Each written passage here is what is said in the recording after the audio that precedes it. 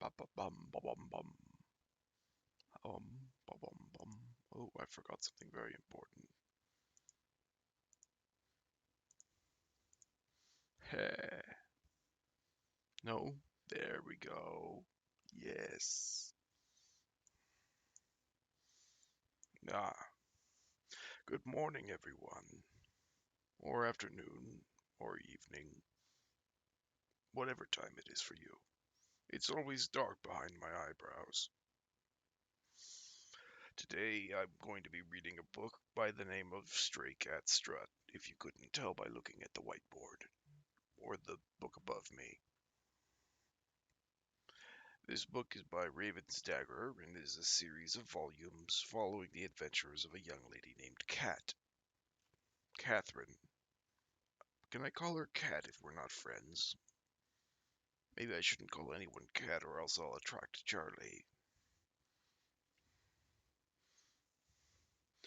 To give a short synopsis, in the year 2057, the world has become a corporate-run utopia for the super rich and a hellhole for all the rest. Catherine Cat LeBlanc is an orphan that is about as far from super rich as one can be. When the incursion alarms start blaring and the sky starts raining hungry Xenos, it's just another blemish on an already piss-poor afternoon.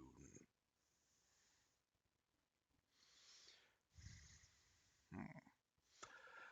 I will be honest, this story has a lot of female voices in it, and I am not yet very good at differentiating female voices or male.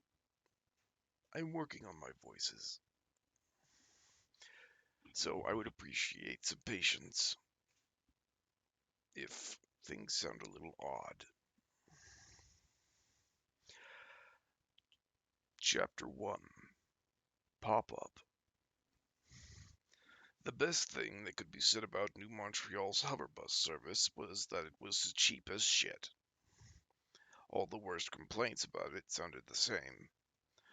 The hoverbus landed with a hissing squeal, like a cat that caught its tail in a door. The ill-maintained air brakes cried out its intention to stop in a way that the broken brake lights just couldn't match.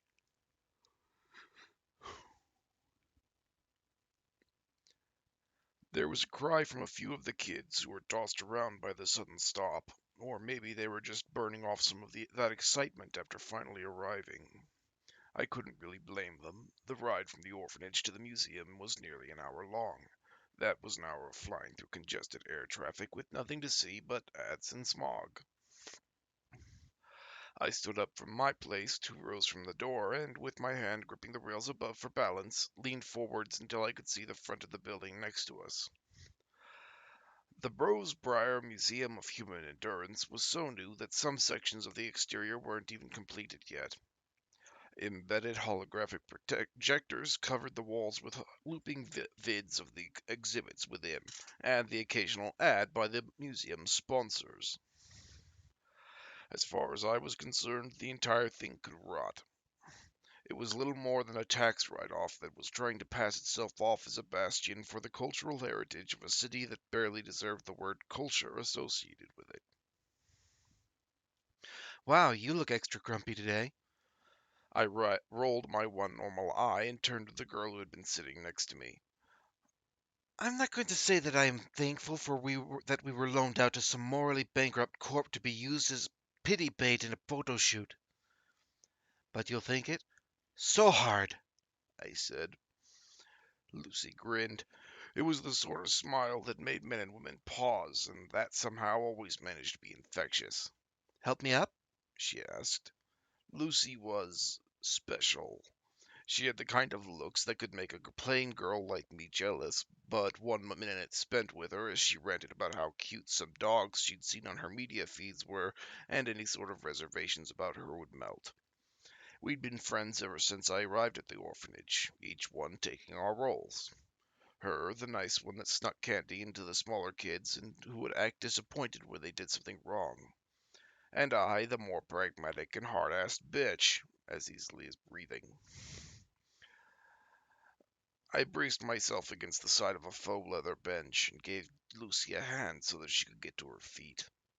Then I reached into the racks above our bench and pulled out Lucy's crutches one at a time.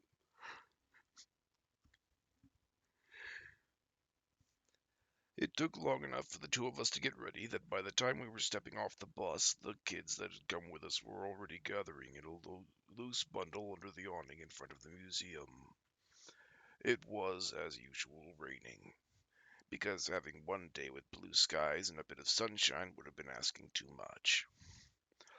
The air was thick with oppressive humidity and low-lying smog banks that made it hard to see past a half-dozen buildings. My hair plastered to my head, and my clothes turned moist and uncomfortable within seconds. Oh, damn, I said as the new Montreal stench hit. It was a mix of burnt rubber, piss, and the acrid perfume of kerosene zero wafting off our ride. you'd think being this high up would get rid of some of that smell, huh? Lucy wondered. She stepped over the side, her crutches clicking on the steel pavement of the landing until she was a few steps past the front of the bus. Don't stand so close to the edge. I said as I ambled over. The drop below us was rather daunting. 12 floors down onto the gritty streets where only vagrants and cargo haulers moved.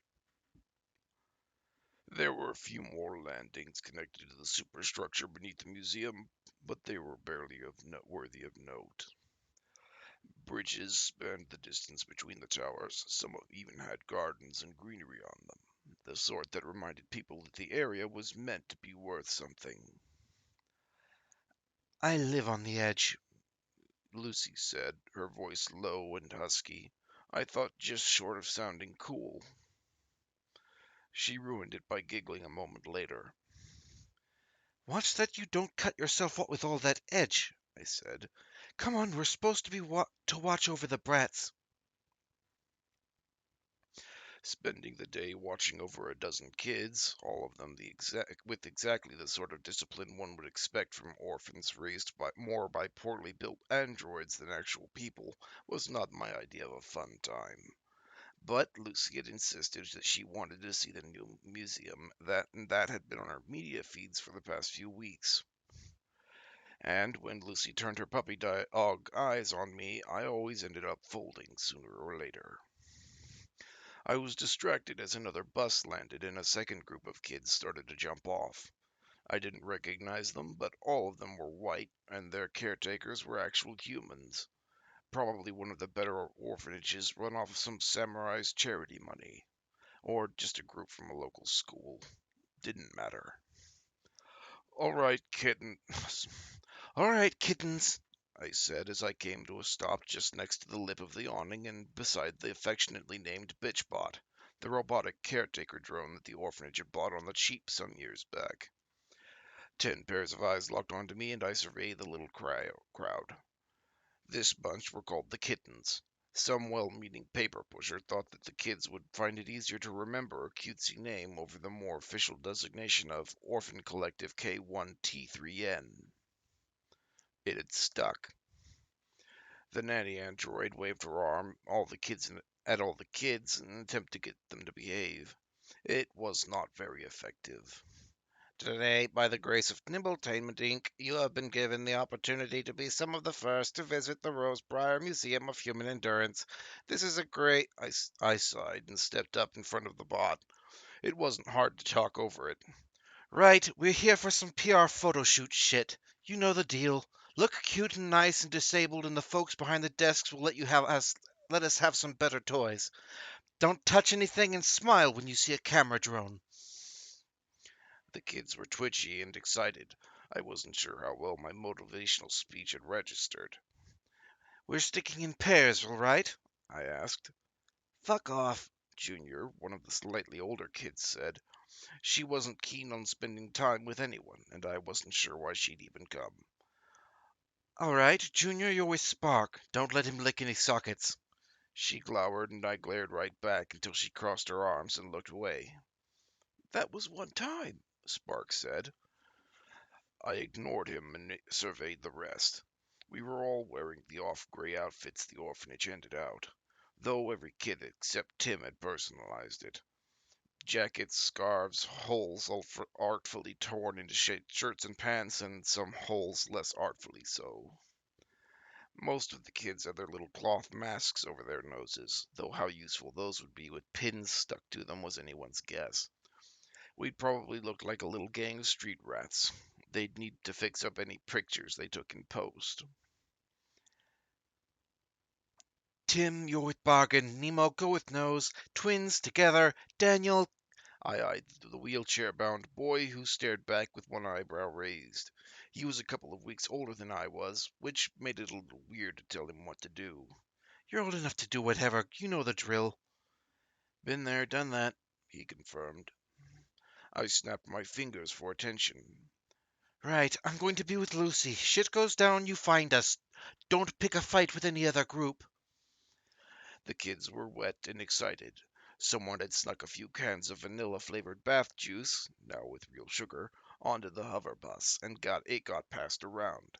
Some of them were literally twitching with the barely constrained energy.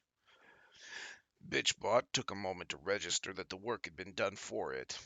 Please line up in a single file by age and form up, its tinny voice said. We will enter the museum now. Please behave. You are representing the Happy Family Corporation today. The kids started to walk towards the front doors, and I let out a sigh as I watched them go. You have a gift for poetry, Cat, Lucy said. Bitchbot turned towards me on a pair of poorly oiled tracks, the single camera on its angular face twitching as it scanned my face up and down. Orphan 0501, Catherine, you are not wearing your respiratory protection. I grumbled and pulled a mask out of my pocket while turning around.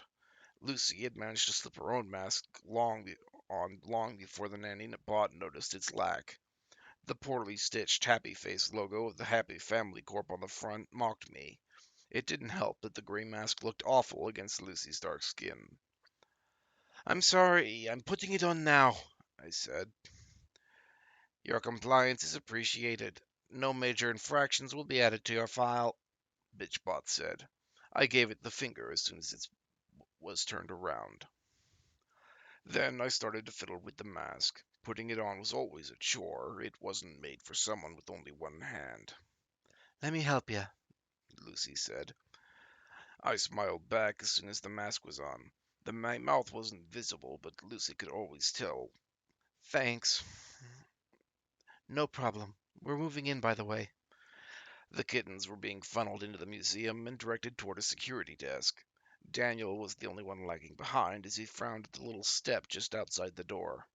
I'd seen him do crazy stunts with his wheelchair. I didn't doubt that he could get up there eventually, still. Need help? I asked as I walked up behind him. The boy was a skinny mess with wild curly hair and eyes that glowed blue with third-party augmentations that he'd gotten on the cheap. He removed his hands from his wheelchair's wheels. You know I love it when a pretty thing pushes me around, He said. I could push you off the roof, I offered. Daniel snorted. I said a pretty thing, which means I was talking about Lucy back there. Hey, Lucy, didn't see you much on the ride over. Don't be a jerk, Dan, Lucy said. We need to set an example for the kids. I shook my head and grabbed onto the handle at the back of his chair. It took a bit of doing, but with Lucy helping, we managed to drag him backwards and over the step. Daniel laughed at that. Sure, sure. You know I'm always working to better myself, yeah? Real saint in the making here. Uh-huh, Lucy said. The moment I crossed the threshold of the museum's entrance, my vision went blank for half a second before a prompt filled it. Welcome to the Rose Blair Museum of Human Endurance. Please allow us to access your augear to improve your enjoyment of our many exhibits. Accept? Shit, I said as I tried to blink away the screen. Nothing worked at first, not until I eyed the accept button and blinked at it. I hate those, I said as I let go of Daniel's chair for a moment and rubbed at the side of my face where I could feel the minuscule wires of my eye gear under my skin. I hope you didn't accept, Daniel said. The firmware in this place is like shit. You'll be getting pop-ups in no time. How do I refuse it? Lucy asked. Wait 10 seconds, a refuse prompt should appear, Daniel said. Ah, I see it, thanks. I cursed my luck and grabbed Daniel's wheelchair just as a flurry of boxes started to appear in the corners of my vision. Vote Olivet 2057 for President of the Independent States. Use the serial code VOTVORT to get 0.5% off your next Thriftronics purchase. Esposi promo code VORTVORT. Piet punkt bubble shit chipsko. Nasvajo slayer bushir popkuko vua Driftronics. Bourgeois d'un kubuman, essai lieu nouveau, grasp X45 du life shadows d'aujourd'hui. Check out the Scream by the Banshee Hive. Only 105 credits. Oh, come on. I said as I blinked at the tiny X's to close the pop-ups. A few of them had tried to open browsers right in front of me despite being closed. I had to shut those down in a hurry.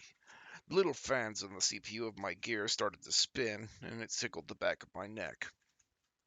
Daniel laughed. Just endure it for a bit. Maybe keep your eye closed and use the other. I glared at him. Oh, yeah. Once we're in, I can jack into your system and run an anti-malware sweep. Free of charge. I weighed the offer. Daniel had pulled a few pranks before. That thing with the tiny cameras in the bathrooms had earned him a beating, but that had been years ago, and he was usually pretty alright. The dancing images of naked women in the corner of my vision made up my mind for me. What's in it for you? I get to spend time with two pretty ladies and away from the kittens. Daniel asked. Let me try that again. I get to spend time with two pretty ladies and away from the kittens? Daniel asked.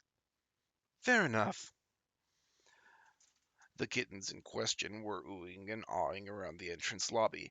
It was a simple enough room, large and done up in sterile white and chrome, with holograms of New Montreal's most popular samurai hovering off to the side. I recognized three swipes and Tiny and Maplefly as their forms flashed by, but the others, especially those long dead or the B-listers, were complete strangers. Samurai weren't my thing. If there were really a hierarchy of people who were more important out there, then they were just a step below the CEOs and presidents of all the biggest megacorps in the world.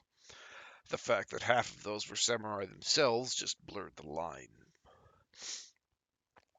I didn't buy into the whole superhuman shtick some of them put on, and their whole gimmick of trying to look like heroes while living in penthouses just rubbed me the wrong way.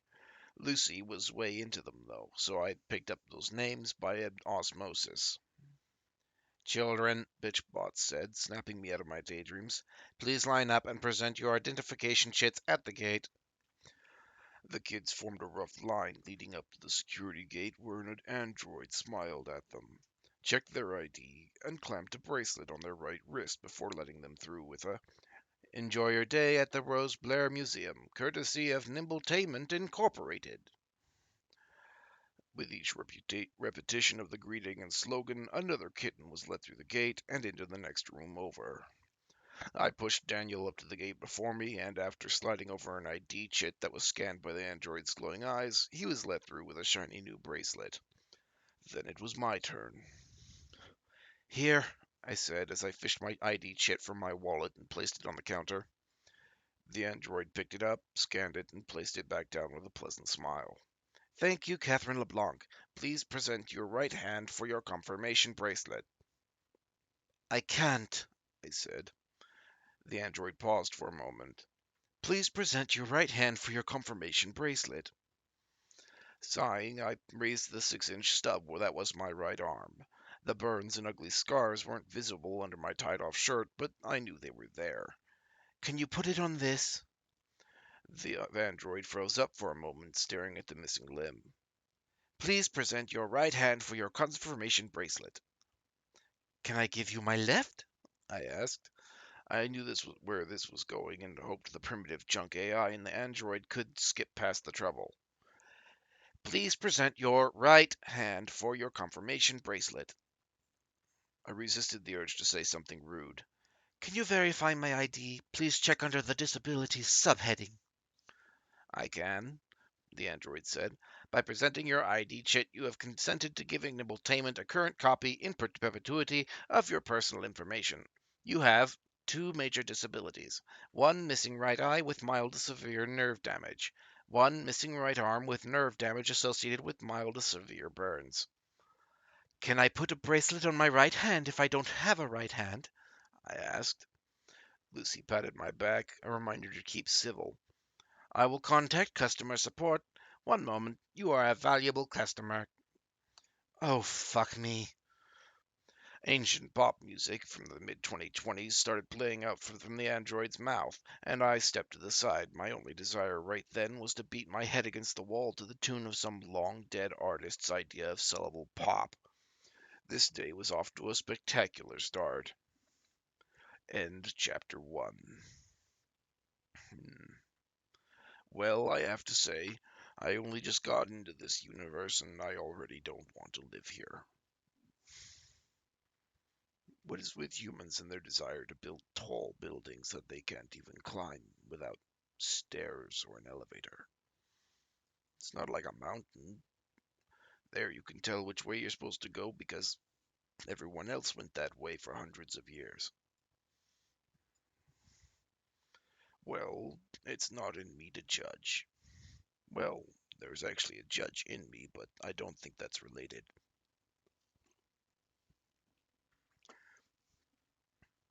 He was a little full of himself until I was full of him. Pardon me. Chapter 2. Walkabout Punks. Why samurai? Fuck if I know. I don't know if it's not the protectors that picked the name. When you put up for the first time, they call you the vanguard of humanity. You're told straight up that you're one of the at the front, the one breaking the tide. Samurai, that's some jacked up punk's clever idea that stuck like shit in drywall. Makes sense once you're one of us. It's like you're part of a new cast, you know? Rising Tide. Interview with Cyberstar. June 2032. Yeah, thanks, I said before pulling the bracelet on tight with my teeth. You're very, very welcome, the half-asleep voice of some kid in India said out of the android's mouth. Thank you for using Nimbertainment into Incorporated Services today. I made sure the bracelet wasn't too tight and tested my wrist's flexibility by showing my middle finger to the robot sitting behind the desk. Lucy giggled and moved over to the android. She had her own bracelet on in just a few seconds. Still a little angry, I stomped to the entrance of the museum, followed by the clack-clack of Lucy's crutches on the marble floor. Let's go exploring, Lucy said as soon as we were away from the security desk. We're supposed to be looking after the kids, I said. We turned around a corner and found ourselves on a little landing above the open concept museum. Most of the displays had walls around their backs, with a few of them clustered together in bunches that left plenty of room for people to walk around in. I imagined that they were expecting decently large crowds. As it was, there were maybe 3 dozen kids running around. Hovering camera drones were moving about, filming the kids staring at displays or poking at the interactive exhibits that were meant to teach them something. They were probably getting great footage of the kittens and the kids from other places enjoying themselves to add to their media feeds. Bah, the kittens aren't all dumb. They could run around and bleed off some energy for a bit. The threat of us alone should keep them in line, right? Ain't that right? She barked at the twins, who squealed and ran off, giggling. You're terrifying, I deadpanned. I nodded to the main corridor that, according to the floor plan hovering by the entrance, bisected the main floor. We can find Daniel. My eye is still giving me trouble. Lucy grinned and click-clacked her way ahead of me. We can check things out as we go. Snorting, I followed. For all that I didn't care much for museums that were more propaganda pieces than anything else, I was still impressed by the exhibits by the front entrance. The first steps along the main path opened up to a 1-to-1 scale model of an antithesis that stood tall and menacing in the middle of the corridor. Its four-hinged jaws were wide open, with a hover car crushed within, and its skin bristled with tapered spikes that looked genuinely dangerous. Holograms of different samurai were fading into existence around the monsters, some of them flying in the air on hoverboards or with jetpacks. Others appeared next to the monster or behind the holographic cover with fantastical weapons. One or two even appeared to ride the creature atop its back, close-ranged weapons gleaming as they prepared to strike down their foe. Cool. Lucy said. I didn't think of contradicting her. It was an impressive showpiece. That's a Model 12. Daniel said as he rolled over. He pointed to the monster's long, drawn-out backside. See its second abdomen bit? There's supposed to be some sort of organic ECM in there. They can spoof even the best cameras and scanners, make them think that the entire beastie is meant to be there. That's why they're called bus bugs. They get flagged as hover buses all the time, and they carry Model 1s and 3s all over the place. Have you been wiki walking? Lucy asked, her tone light and syrupy sweet. Daniel's cheeks reddened just a pinch. Nah, I read the plaque, he said. Hey, still need help with your AUG gear? I nodded. It was surprisingly easy to pretend that I wasn't seeing the flashes of images out of the corner of my eye, but they were pervasive and annoying nonetheless. I decided that I could do without being asked if I had erectile dysfunction that afternoon. If you can get rid of this mess, I promise not to mock you when you fanboy about the samurai. Don't be that way, Cat, Lucy said. She placed a hand on Daniel's shoulder and gave it a squeeze. we love the help. Right. Come on, there's a cafeteria over there with seats and such. The cafeteria, as it turned out, was more of a glorified waiting room. A few benches, a single little table, and a row of a dozen vending machines crammed in together against one wall, their neon ads trying to grab the attention of anyone passing by. We sat, or at least us girls sat, Daniel having beat us to that particular punch when his legs stopped working, around a small table with a statue of a girl in a frilly dress standing in its middle. Which one is that? I asked as I pointed to the girl. Daniel eyed the statue for just a second before replying. Neon Girl Happy-chan, one of the first generation samurai. She's still around. Scary as shit, 'cause, first gen. I said. I watched Daniel pull out a boxy little device, half of it wrapped in tape and the rest covered in scuff marks and cracks. He fiddled with the screen and managed to get the tiny machine to spit out a foot-tall hologram of a spiraling galaxy. The boy pulled out a wire from a pocket next to his chair and then sighed as it came out a tangled mess. Right, he said as he undid the knot in a hurry. Jack into this. I reached out to the base of my neck, found the plug port in my gear by feel alone, and removed the tab covering it.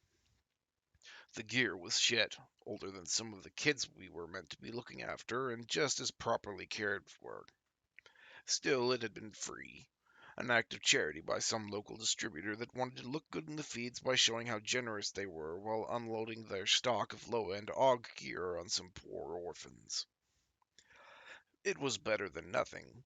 Without the right kind of gear, a person couldn't interface with half the media available out there. Right, look at this shit, Daniel said. The little computer before him shifted, the display now showing three columns with hundreds of tiny specks darting from one to the other. He pointed to the biggest of the three. That's your main OS on your gear. The other column is your typical hardware bits. CPU, batteries, thermal recharging, network modems, you get it. He pointed to the third column. And this one here is the neural uplink stuff. The third and smallest column was warped and twisted in on itself in a way that started to give me a headache if I stared at it too much. It was like having a dozen Mobius strips spinning into each other in a sort of optical illusion. Weird, I said. Yeah, the neural shit is all Clark Tech all the way. No one messes much with it except for a few samurai who are into that. Your problem is here and here. His eyes wiggled around wildly for a bit, then two sections of the normal columns lit up in red. You've got viruses around your OS and in your Netgear's drivers. Awesome, I said. I wasn't completely clueless here. We had decent classes on computer tech and the like at the orphanage, usually supplied by one company or another that wanted to train us as future employees. I was sure some of my fellow orphans had been coders or developers on the very same viruses that they were pissing me off right then. Can you remove them? Lucy asked. I chimed in before Daniel could. Probably not. If they were in the hardware controls, then they need to root access, right? Yeah, pretty much, he said. Good news is we're in the middle of the city, so the internet here is hella fast. I frowned. What's that got to do with it? It'll make re-downloading your entire OS faster? He asked. I leaned forward under the table and let my forehead land on its cool surface. Fine, I said. Lucy played with my hair and talked to Daniel about which sections of the museum he wanted to look into while prompts and lines of code flashed by my vision. I didn't have much saved under the gear, just a few preferences I'd need to fiddle with later. It wasn't a big loss, but it was a pain in the ass. And we're done, Daniel said. Try it out? I lifted my head and looked around the room. No more pop-ups. No clock at the top right of my vision the way I liked it either. Can't even tell if it's on, I said. Look at the vending machines, He said. I turned and looked at the least offensively colored machine for a few seconds. A box appeared before me, floating as if hovering a couple of feet away. Chill Master, the chillest! Sparky Cola, 275 credits. Hot brown drink, 275 credits. Shiawase Cola, 250 credits. Prepsi, 300 credits. Golden Goose, 300 credits. Asterisk, not actually the chillest. Yeah, it works, I said.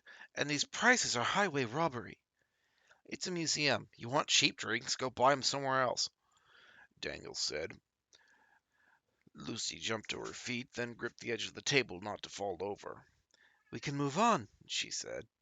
I grinned after her and got up while pulling the plug out of my gear. Here, and thanks. No problem, Daniel said. Every boy dreams of going on a date with two girls. I snorted. Don't try your luck. I don't mind smacking idiots around, wheelchair or no. You'd hit a cripple? Daniel said with a laugh. We got up. Lucy pushed off the bench before sliding her crutches under her arms. As the only one with working legs, I bounced to my feet and spun around Daniel. You can hit a cripple if you're also a cripple. It's a big loophole, you'll know. Ah, the famous cripple clause, Lucy said with a smart nod. It's why I have these crutches. Some kind instead of some fancy gravity rig, so I can use them as a weapon of last resort. Shaking my head, I headed our little group out of the cafeteria area, then looked around. Nose was leaning against a glass display, one finger in his nostril, and an amused junior next to him. The other kids weren't my problem, so I paid them no mind. Where to? Where to? I asked. I want to see the pretty dresses, Lucy said. Seriously? I asked. Hell yeah. There's an entire samurai fashion section. Lucy pointed to a little sign hanging off of a pillar. One look at it opened up a small map of the museum, fashion section included. What's that have to do with human endurance? I asked. You'd think they'd at least try to keep things on theme. Maybe it talks about the endurance of the miniskirt and its effects on humanity? Daniel wondered. Shush, you, I said. Daniel grinned up at me. I want to see the tech section. They've got first generation decks and AUG gear, like stuff from 2020. We can mock how they thought 32 gigs of RAM was a lot. I sighed to myself to let them two know just how much of a long-suffering saint I was. Then got behind Daniel and started pushing. Tech first, then Lucy can bore us to sleep while gushing about lace or whatever. Hey! Lucy shouted. I was surprised at how much fun I was having as I pushed Daniel along. Then the lights in the museum flashed red, the entire building trembled, and what I could see of the sky outside turned a deep crimson. End of chapter 2. Are red lights bad? Humans always yell at them when I see them driving their boxes around, but they also yell at me when I'm in the road, so maybe the red lights are just misunderstood. Why is the sky changing color bad?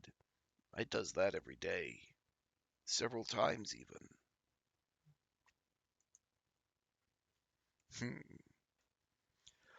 Chapter 3. Incursion detected. Incursion protocol is simple. Conventional armed forces can, at best, slow down or stall an antithesis incursion.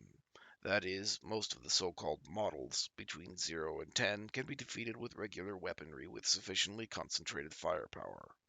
This is good. It gives the civilians a chance to find shelter until the samurai arrive. Hmm? If they don't arrive, well, then you're right fucked, aren't you? Professor Asimov, Lectures on the Antithesis Threat, New Oxford University, 2027. I gasped when my vision flashed red. Two words filled my world. Incursion detected. Oh no. Lucy said right next to me. I felt her hand fumbling for mine, and I squeezed as the prompt before me flicked away and was replaced by a loading circle in the middle of my vision. A new prompt opened up, this one with a map pointing me towards the far end of the museum. A large prompt hovered under the map for a few seconds before both moved to the corner of my vision. Do not panic. Message and map brought to you by courtesy of Adams Corp. Oh shit, Daniel said. He was looking out the windows lining the roof. I followed his gaze to see huge black things pouring out of rips in the sky. They were long, black, and covered in wiggling bits of flesh, but I could only guess at how big they were with nothing to give me a sense of scale. Smaller flakes of stuff shot past the big lumbering alien things, each one only 1/100th the size of the big things. Then I saw one of the flakes crash into a hovercar trying to get away. The skies lit up with beams of light and streams of bullets so thick and bright they looked like jets of glowing water. The distant roar of heavy machine gun fire filtered into the museum. Some of the smaller alien pods exploded apart in midair. Oh shit. I agreed. The big ones had to be the size of small skyscrapers, and they were coming down to Earth with the grace of bricks, doing as bricks did when falling from a great height. Move, move, move! Someone screamed, an adult. I have never given much of a crap about the whole listen to the adults thing, but I was willing to make an exception. We rushed towards where the map was pointing us to go, kids streaming by and screaming, the few adults from the schools around us directing their charges ahead. I tried to spot the kittens, but for all I could think of was to keep hold of Lucy's hand and make sure I wasn't trampled as we funneled into a smaller corridor. I lost track of time as I worked to keep Daniel ahead of me and keep Lucy on her feet. It was hard to breathe as we were squeezed together, and I couldn't hear myself think over the wails and screams and the fresh scent of piss. My heart felt like it was going to burst when we came across a huge sign. A stick figure in a home, the yellow-black fallout symbol on one side, the green-black jagged and bug-like antithesis warning symbol on the other. We were squeezed in, all of us, pushing into a height doorway that opened into a large room. I knew what incursion shelters were supposed to look like. There had been shit cartoons about them on TV since before I was born, and I could remember there being one in my elementary school. The room we were in was not a shelter.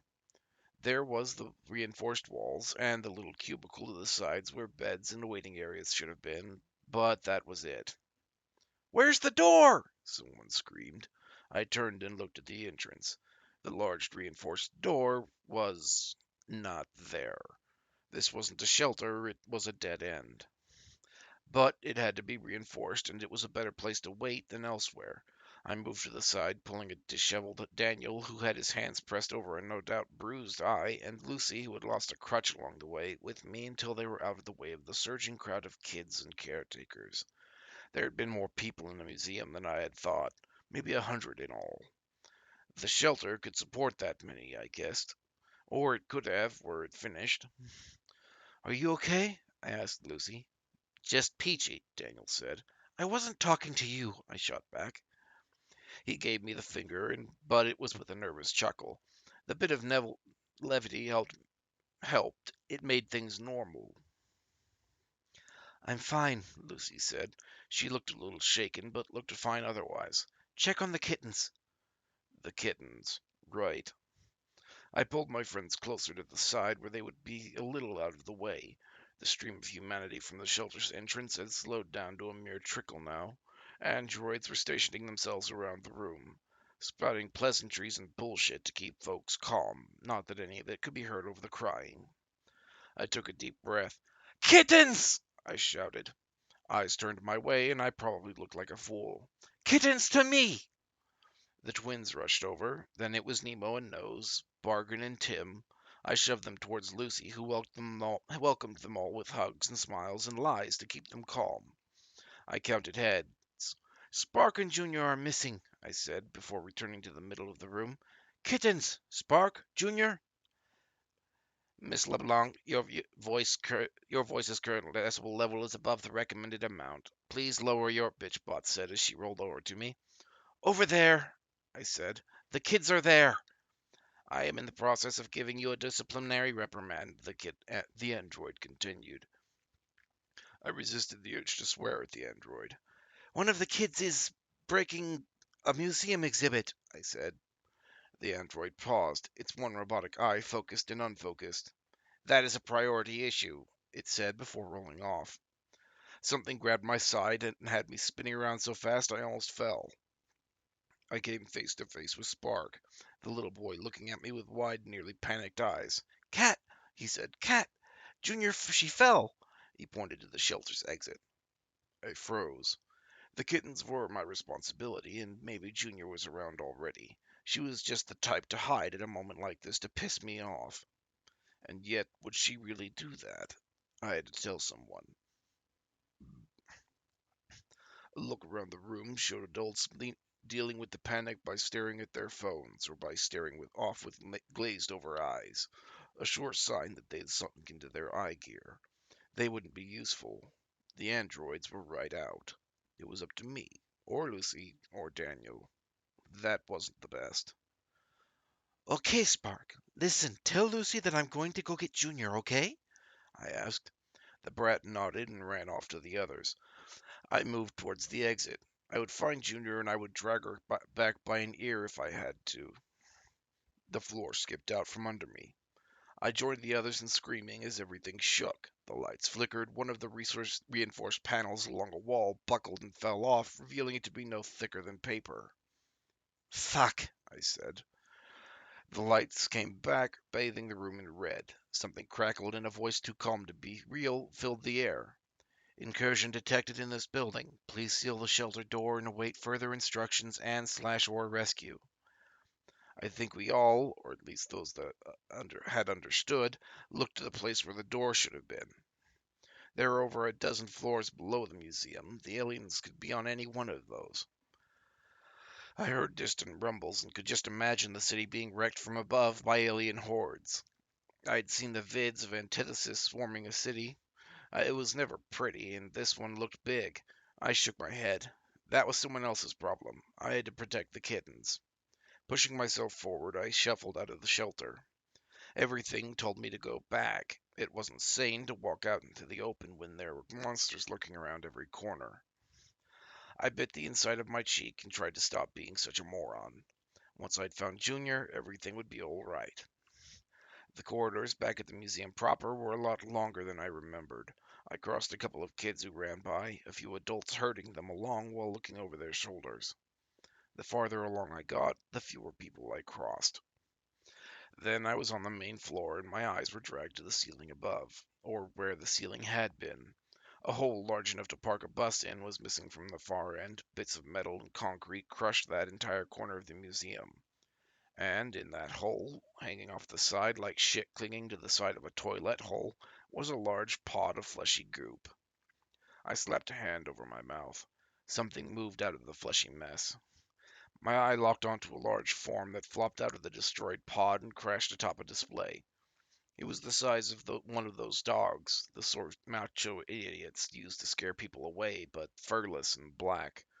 It didn't get to stare. I didn't get to stare for long as it rolled off the display it had fallen on, and it disappeared from my line of sight. Had there only been the one? The pod looked big enough to hold dozens, but it was partially crushed. Cat? I looked over to where I heard my name. There, some dozen meters away, pinned under the fallen wall of a display that held some sort of clothes, was Junior. The girl was struggling to lift the display, but she was pinned. I wanted to run away. There were literal man-eating monsters in the room. I took a step back. Cat? Junior called out. And she had to have seen the pod too. And with the noise she was making, could they even hear? My legs shook, my breath caught, acid burning at the back of my throat. I ran. My knees crashed onto the ground next to Junior. "Pull it off," Junior said. "Shut up," I said. "Be quiet. Did you see how many there were?" "Can I answer, or do you want me to stay quiet?" she snarked. It was the fir- it wasn't the time for it. I think something about my expression told her as much. "I saw 6," she said. That was 6 more than I could handle. I pushed the thought aside, grabbing the edge of the display, and lifted. It was just some thick padding with metal rails around it, but it was large and a bitch to pick up with only one arm. Worse, lifting it made some of the things atop it fall off. Junior shifted underneath, wincing as she pushed up. She slipped out on show, staying behind. Face red, I lowered the display. Okay, now we need. Okay, now we need to. Junior was looking past me. I turned. The monster was standing 10 paces behind me. End chapter 4. Well, I don't think something very a dog sized is terribly scary. For a bear, I guess for people who aren't bears, that would be pretty bad to see something the size of a large dog. I'm still pretty sure I could eat the monster, though. How's everyone doing? Still with me? Good. Let's press on after I get a little sip.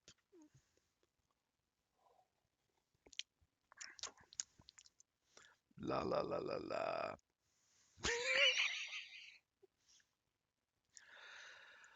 Chapter 4. Pole Dancing. After 48 hours, the Ohio incursion started to build a hive of sorts, the first antithesis of hive on Earth.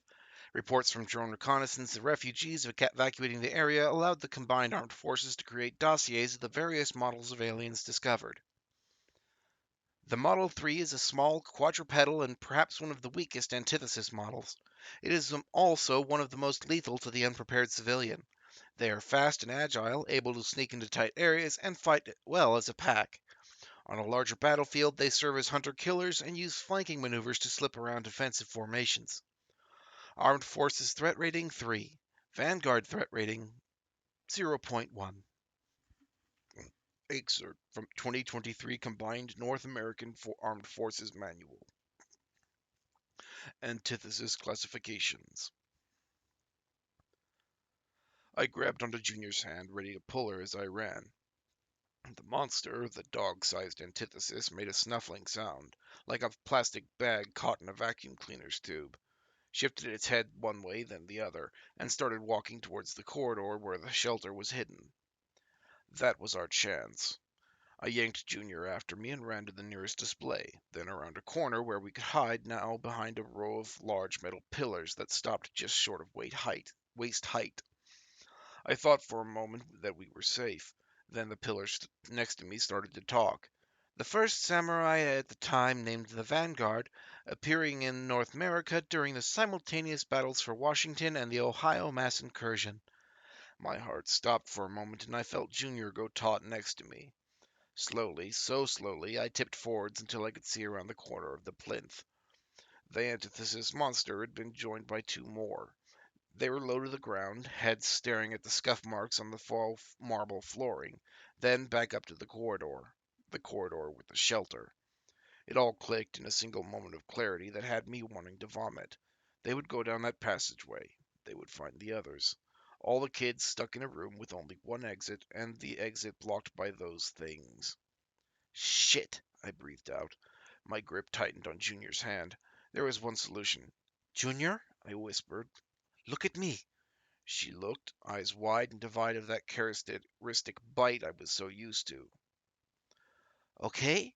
Okay, I need you to run over to the others. They're near the shelter, all right? You need to tell them to get the fuck out of there. There were stairs leading down. Just get them out of there, all right? I'm not going down there. Are you fucking mad? She whispered back. I licked my lips. I'll distract them. You run. Tell the other kittens, okay?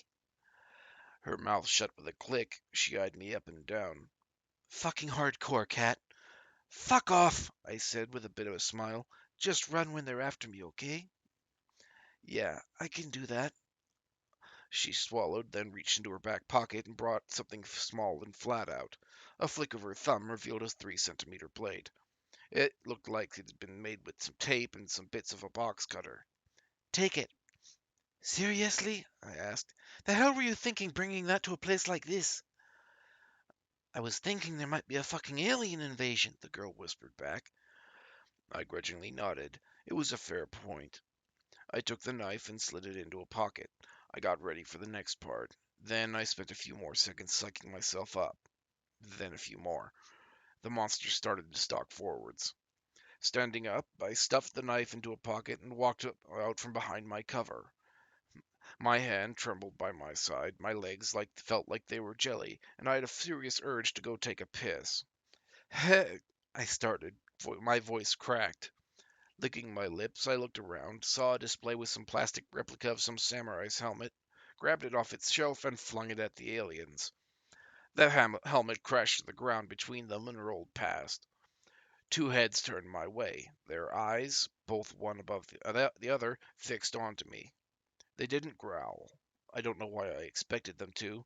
That was something the aliens did in the cartoons before the heroic samurai or corporate cop tore it apart. But everyone knew that they were supposed to be eerily quiet. The moment one of them took a step towards me, I ran.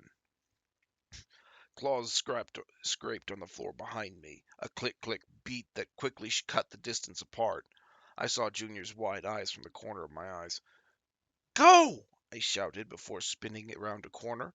The monsters stayed back at my back like cats after a rat. I kind of knew what I was going to die. It wasn't how I expected to go out. At least I'd done a little to buy the others some time. My eye caught onto something red ahead, stuck to the side of a pillar. A fire extinguisher right next to a roped-off display of a scale model antithesis hive. I reached out, grabbed the quick release in front of the extinguisher, and tore it off. I could feel the beast right behind me. My hand was wrapped around the handle of the extinguisher and I spun around. Warning! The fire suppression system is the property of Hardy Company. No fires have been detected in your vicinity. Please enter your credit card information in order to utilize this device. Users must read and agree to our online TOS before deploying this fire suppression system. You will be automatically charged from your payment device if the fire extinguisher is removed from its enclosure. Warning: no payment method detected. Removal of Hardy Co. property from an enclosure without appropriate payment ready is considered theft and will be prosecuted to the full extent of the law. Return of the extinguisher system without use will not be cause for a refund.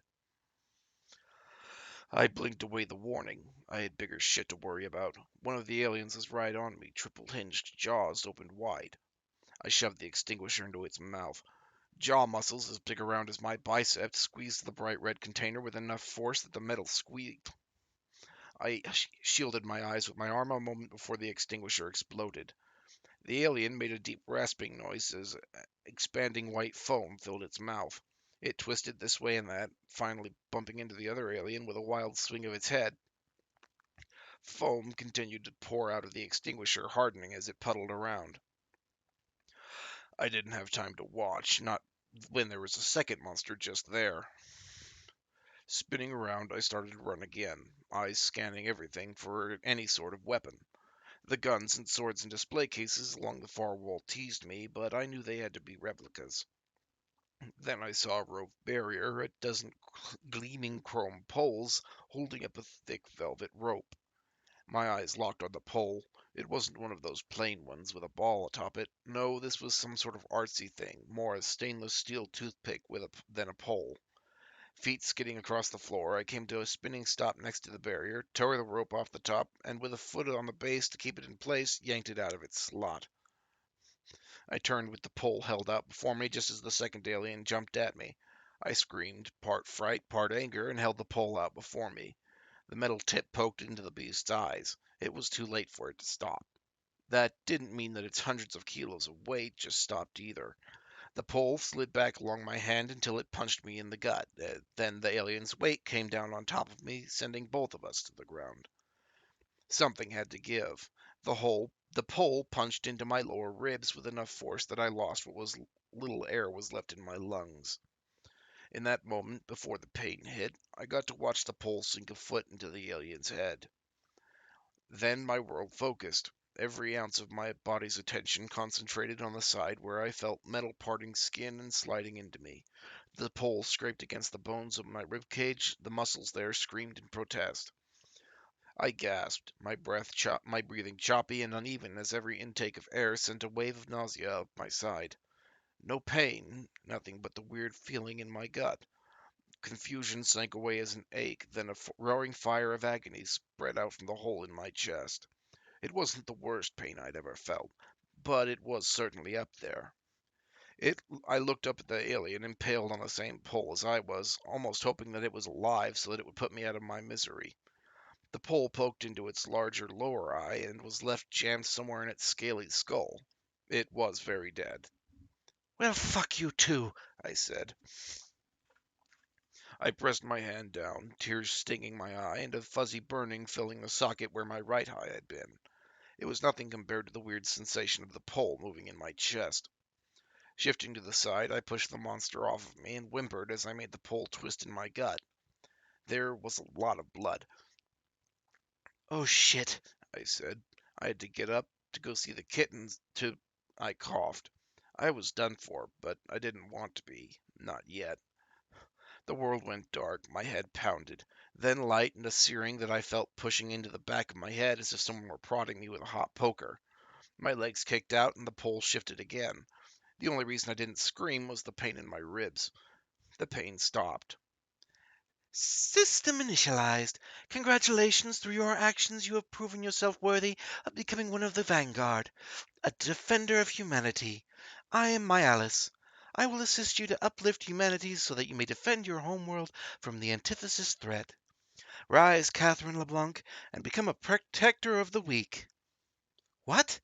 I asked. The voice had come from nowhere. Oh, you poor thing. You seem to be suffering from a whole host of medical issues. It seems as though you still have some minutes left to live. Let's make the best out of them, shall we? End chapter 5. It's just a little hole. Humans are kind of fragile, though. I've seen bears walking around with holes in them before, and all it really did was make them cranky. I kind of feel sorry for the little naked things. Oh, hello, Itsutai. How is your day going?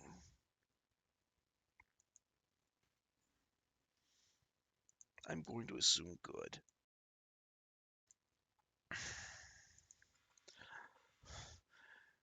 Let me give you a brief recap of where we are. Uh, we're in a museum in a city controlled by corporate dirtbags. And our main character is an orphan with one arm and one eye. She's part of a group of orphans that were in this museum for PR stunts when apparently aliens invaded. That's about where we're at.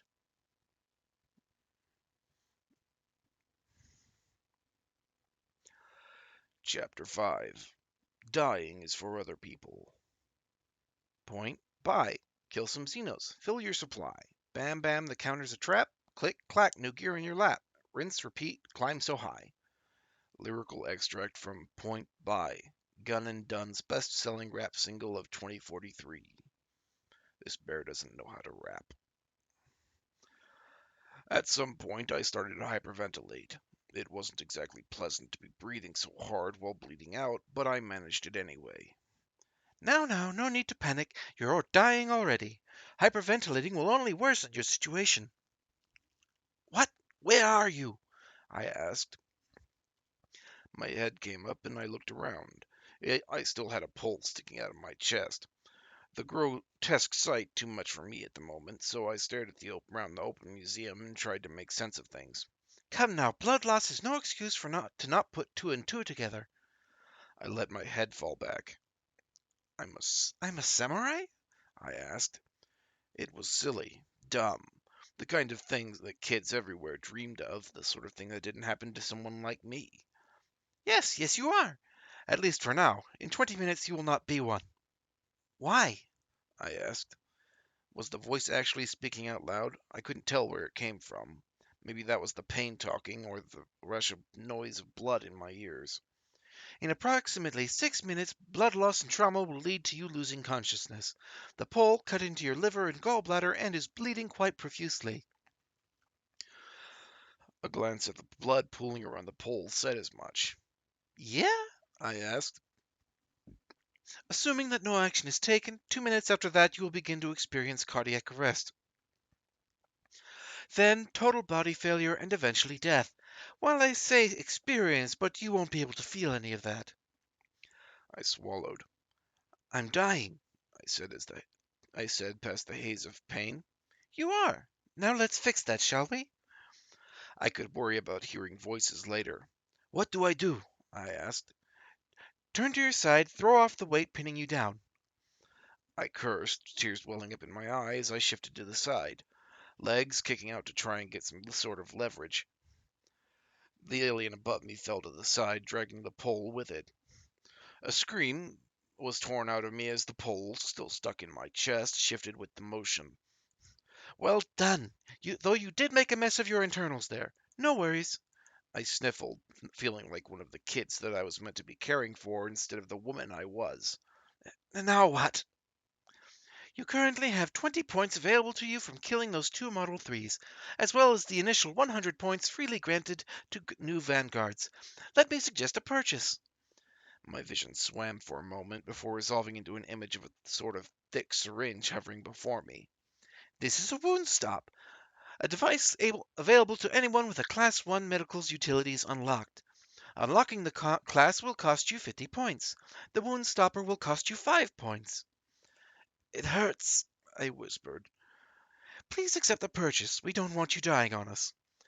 I could barely string two thoughts together, but I decided to trust the AI, to trust my Alice. Anyway, Okay, please. Well done. Class 1 medical utilities unlocked. Points reduced to 70.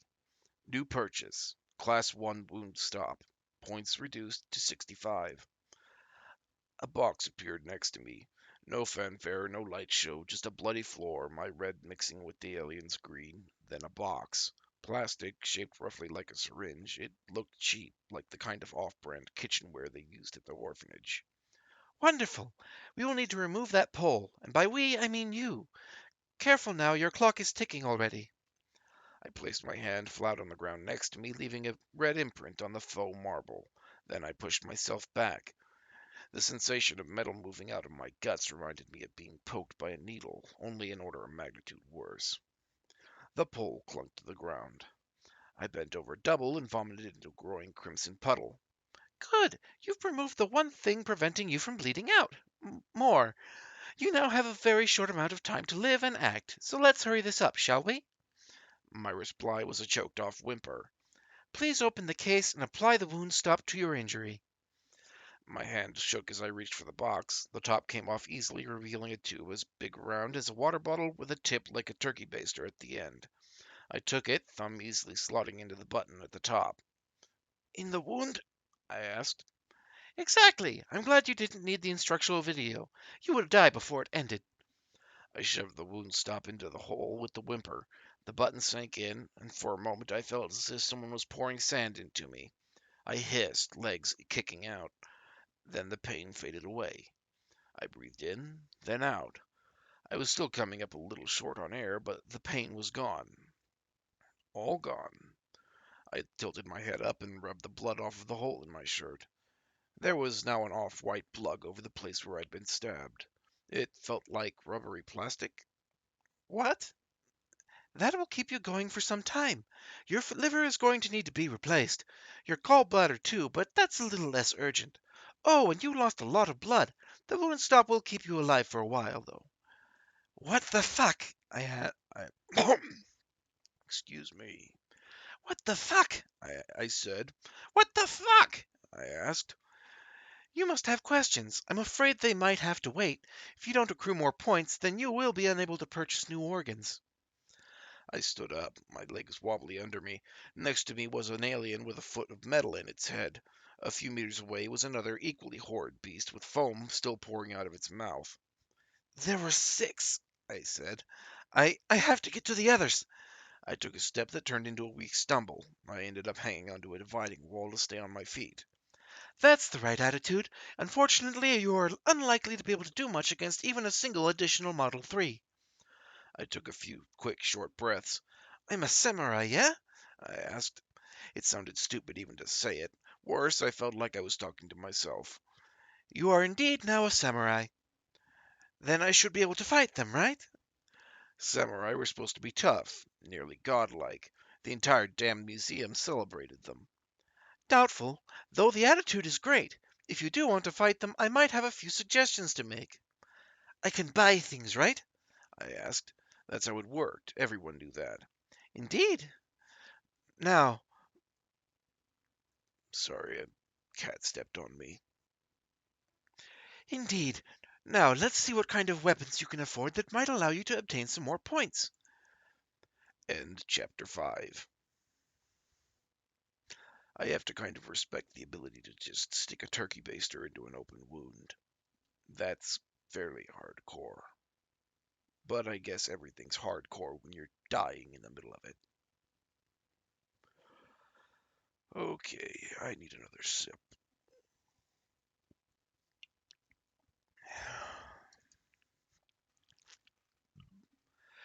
Chapter 6. Pill Pusher. They give you toys. Yeah, I know what you're thinking. Jackal, you have a hand cannon that can disintegrate tanks. That's not a toy. And you're right, it isn't. But that's not how it feels. You do a thing, you get a reward, you get a bigger toy. It's a cycle, and your little AI buddy doesn't even hide it. Damned useful, though, and we do get to play with the best toys.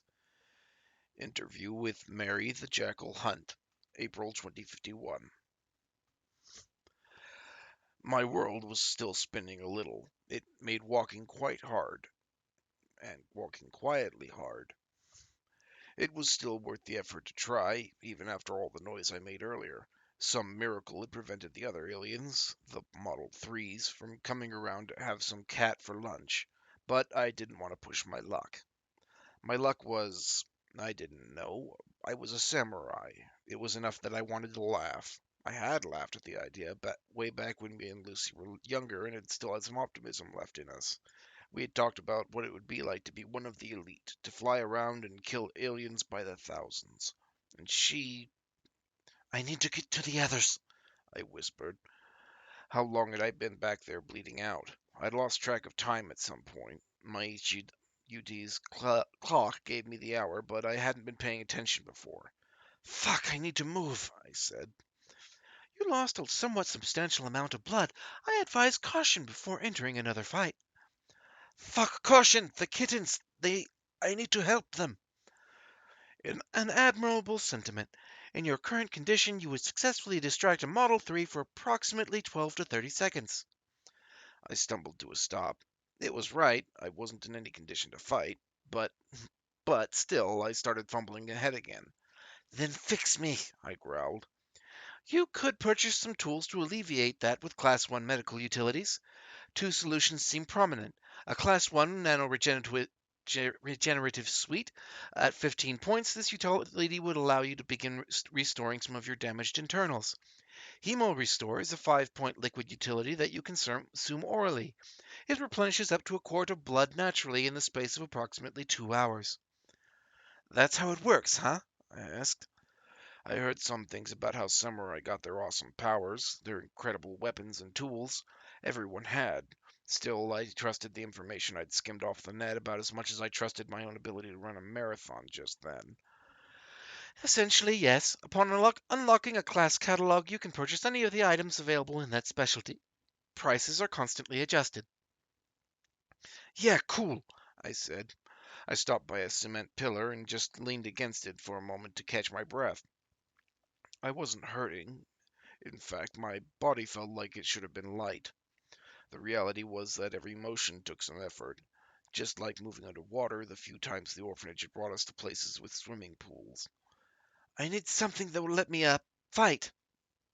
Fighting wasn't something I was used to, not at the best of times. It was frowned upon at the orphanage, for obvious reasons, and it just wasn't something I liked.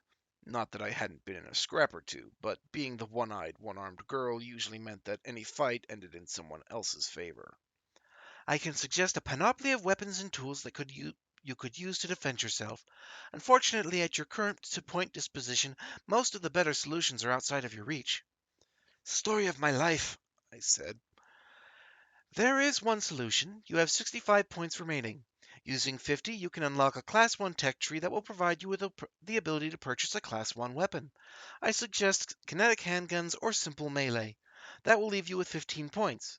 Spending 10 of these would provide you with a very basic weapon. Your final points can be spent on a combat stim. I licked my lips and shoved off the pillar I'd been using as a crutch. What's a combat stim? No, don't answer that. I'm an idiot. I mean, what sort? Based on your current situation, Mind Crank Ultra. A highly addictive, habit-forming, highly lightly poisonous drug available for 5 points. I paused in my slow shuffling walk. You're not making that sound appealing.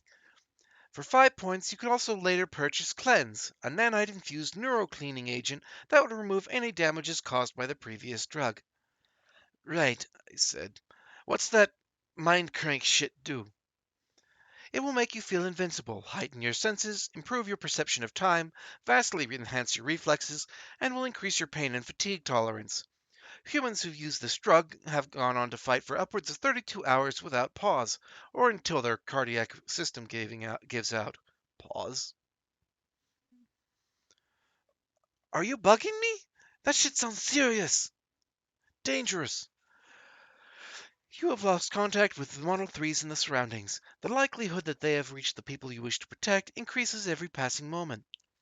I worked my jaw. The damn thing was right. How long had it been since I'd seen the others? 2 minutes? No, longer. 10? They could all be long dead. Maybe they were lucky. There were only four of the monsters and a lot of kids. Those were shit odds.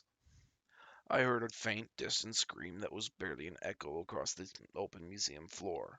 It was a scream that had to compete with the wind humming past the new hole in the ceiling and the half dozen displays that had little repeating voiceovers. Still, I heard it. I felt a chill run down my spine. Damn it, I swore. do it! Give me whatever! As you wish. Do you have any preferences in terms of weaponry? Did I want to be close to the aliens or did I want to shoot them from afar? Stupid question. Guns! Give me gun! I'd never shot a gun, but we had toys, and I'd played a sim or two in my time.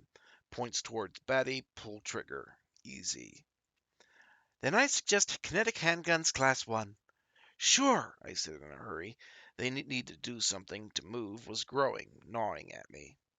Class 1 kinetic handguns unlocked. Points reduced to 15. Well done. Now, as for a weapon, just anything, I said. As you wish. I will pick something best suited to your situation from the current catalog. There are only 800 weapons available at your current price point. This is a Hummingbird Mark ID.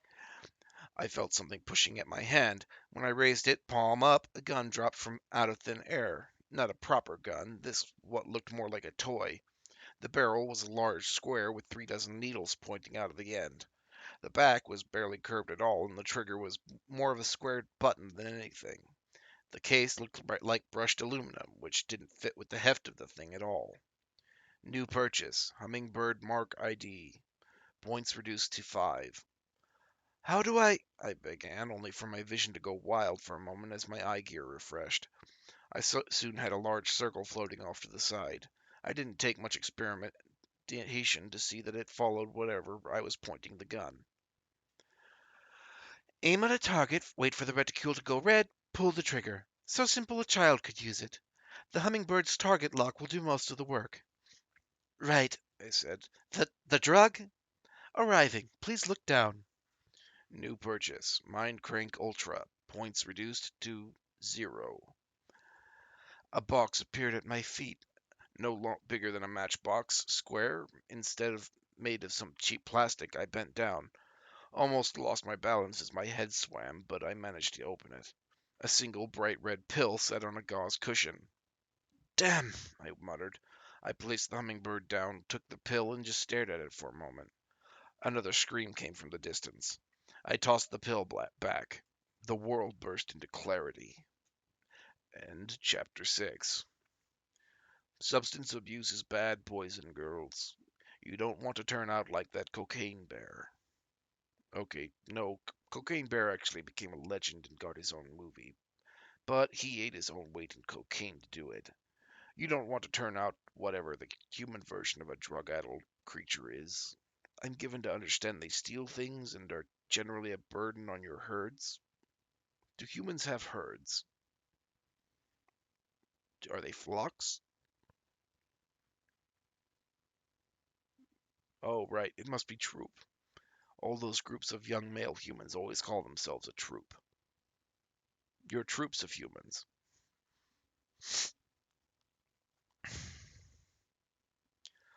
Chapter 7. Hummingbird. Interior of live studio. Crazy Clive adjusts his suit and turns his chair so that he faces the camera. The applause from the audience dies down.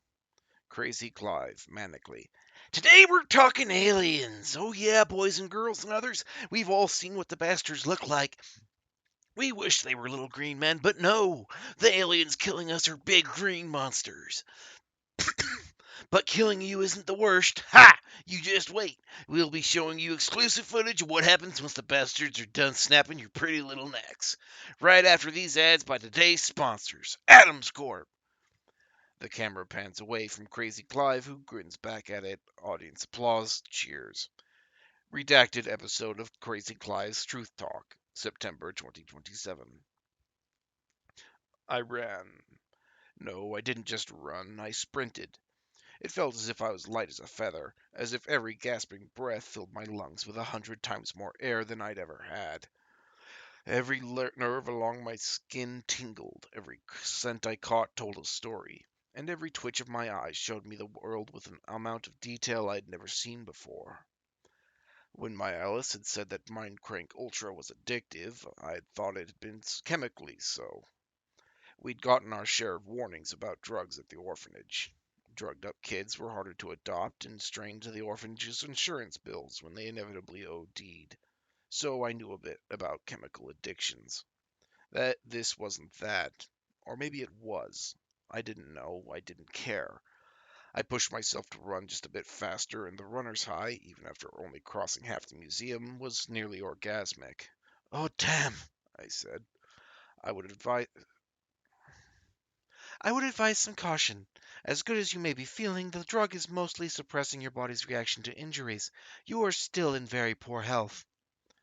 Right, right, I said. I heard screams again, many of them, and from down the corridor where the shelter was. I'm sorry, one moment.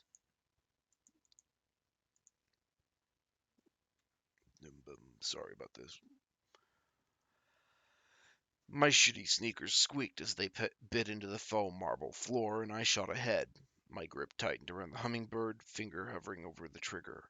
It was ready. I felt ready. I also felt as if I could punch a cement wall for an hour and still have energy to spare. The little intellectual bit still chugging away at the back of my mind was ringing alarm bells, telling me how stupidly dangerous this all was. Still, as much as I feared the drug I'd already taken, it was too damned late to do anything about it, and right then I needed that boost.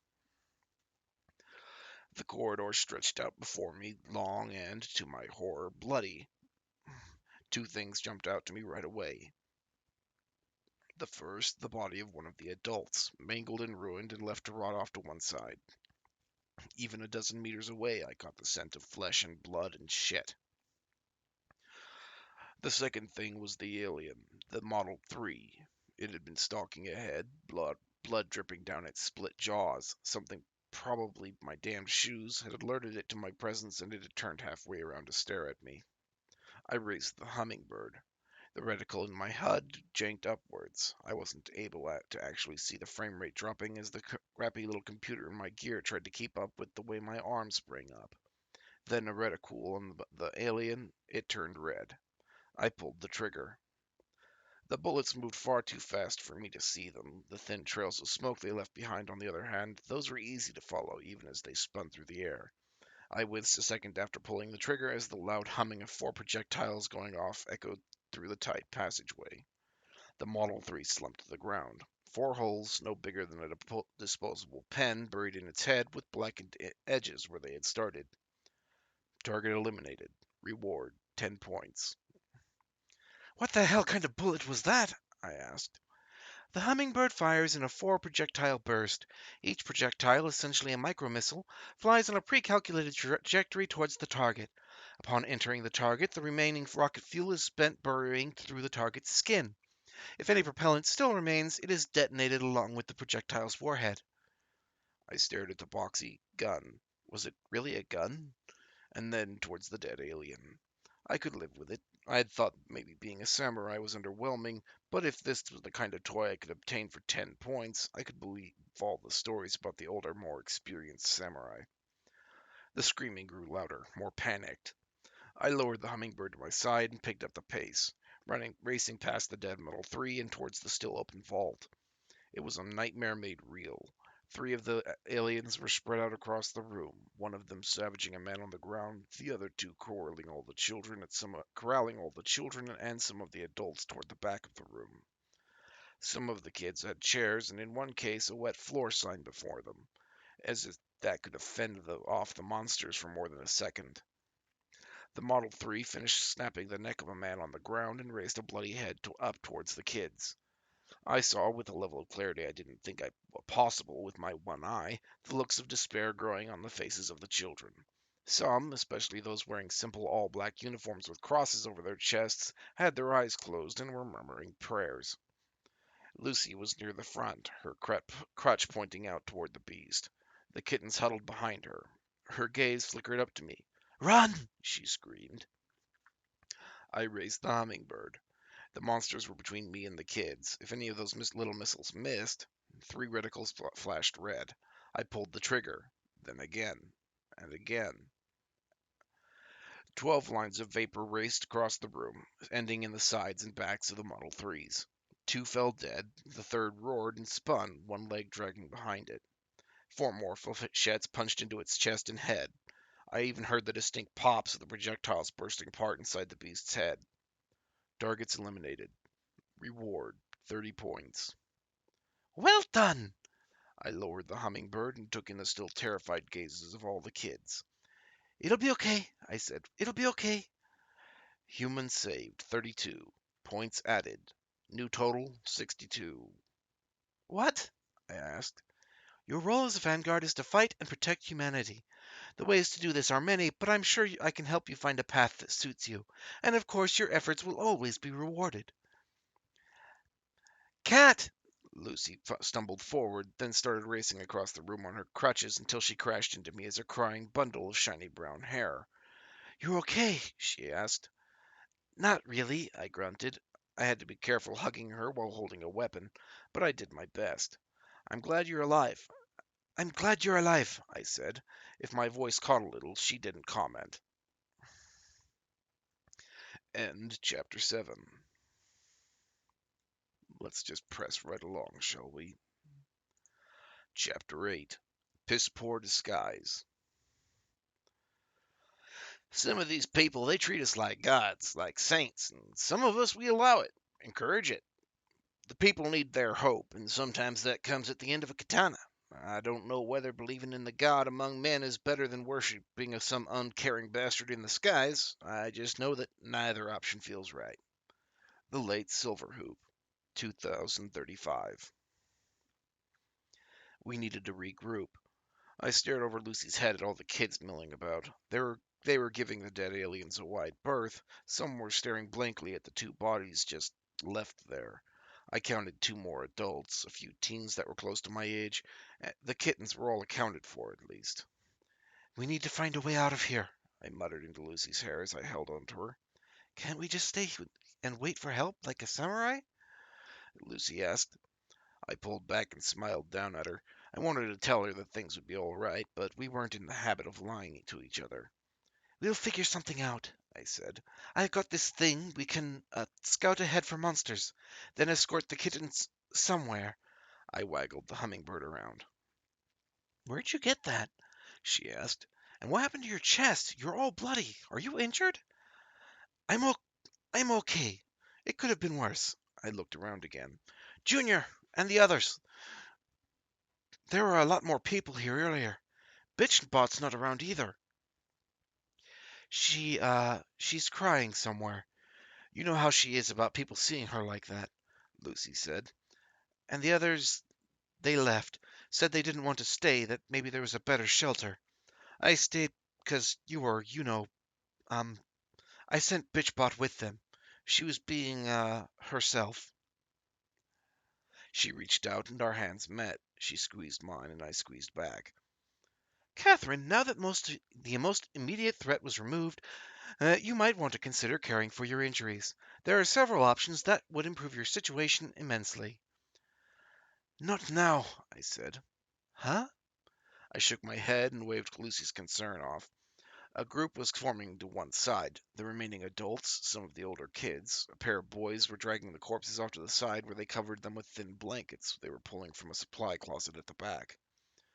"Want to watch the kittens?" I asked. "I think I should be with that group." "They should be okay," Lucy said as she looked over to her brats. "They're tough. Tougher than those religious kids and the preppy ones." It only took a glance to see how the others were handling things. The religious kids were forming a little prayer circle. The preppy kids, all of them looking like they'd come fresh out of some shitty daytime TV high school, were panicking.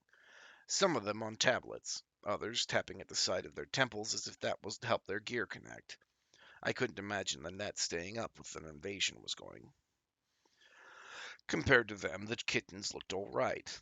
Not great, but all right. Nose was picking his namesake. The twins were huddled together. Daniel was talking to some of the others with big gestures and a smile on. "Yeah, all right," I said. We moved over to the group, Lucy hanging off my side and dragging her crutch behind her one-handed. I pretended not to hear the squelch as we stepped on something wet.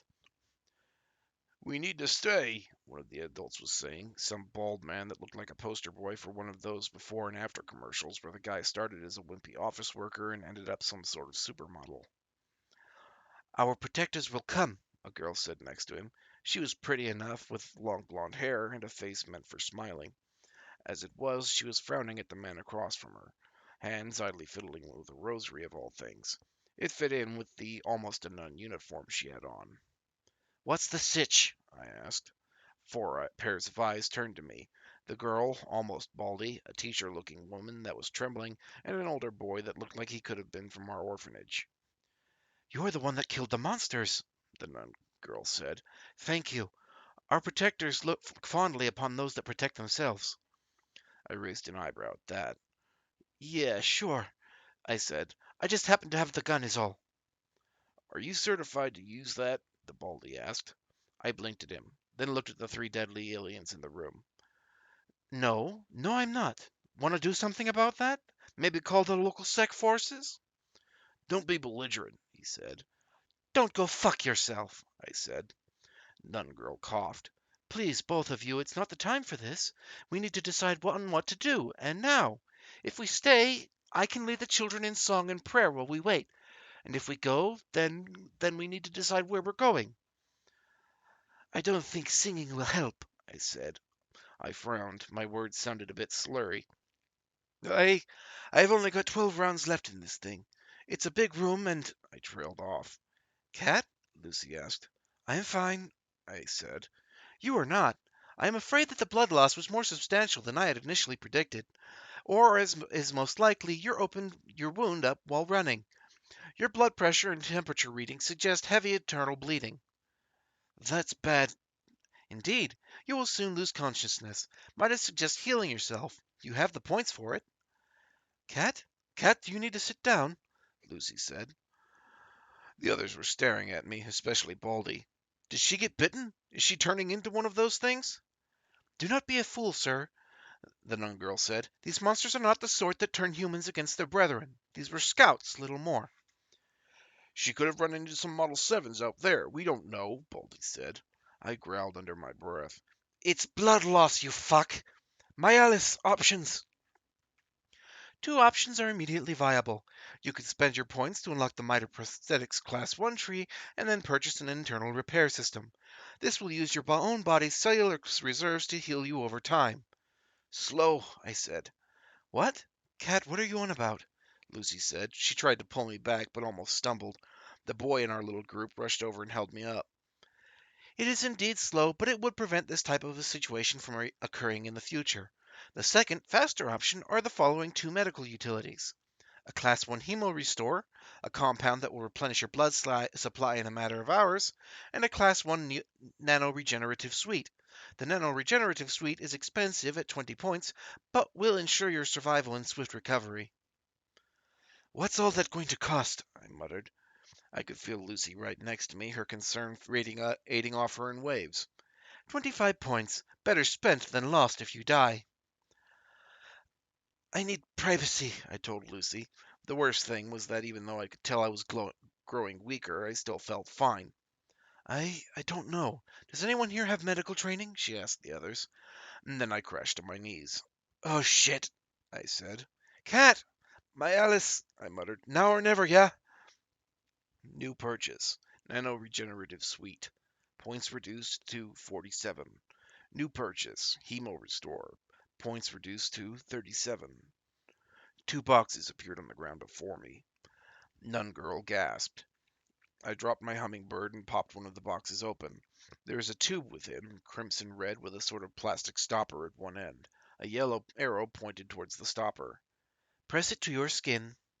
I pushed it against the bit of skin I could see through my torn shirt. The red liquid in the syringe emptied into me in less than a second. I hadn't even felt it going. The syringe injected a series of tubes through your skin that connected with the nearest vein or artery, and dumped the hemo restores directly into your system. Huh, I said as I let go of the syringe. It had left 3 little red dimples on my skin, but they hardly showed under all the blood. The next box held a device that looked like an asthma inhaler crossed with a rebreather. Place it in your mouth. Breathe in. Simple, I muttered. It felt like breathing a lungful of electric fire, tingles clawing all the way down my throat, then through my lungs. I dropped the inhaler as soon as it dinged empty, and I coughed for all I was worth. Then the tingling started around my chest, like a limb that had gone asleep, but all over the damn place. My missing eye twitched, and my stump shifted. I'm afraid the Nano-Regenerative Suite is too weak to do anything for your missing members. A Class 2 suite would repair the missing limbs, but that is currently outside of your budget. I nodded and looked up to Lucy and the others, all staring at me. Sorry about that, I said, as, as I wiped my sleeve over my mouth. I was dying. End chapter 8. I really do like this woman's ability to ignore life-threatening situations. I certainly don't know that I could perform surgery on myself. Actually, I know that I couldn't. I'm a bear. I'm not known for my medical practice.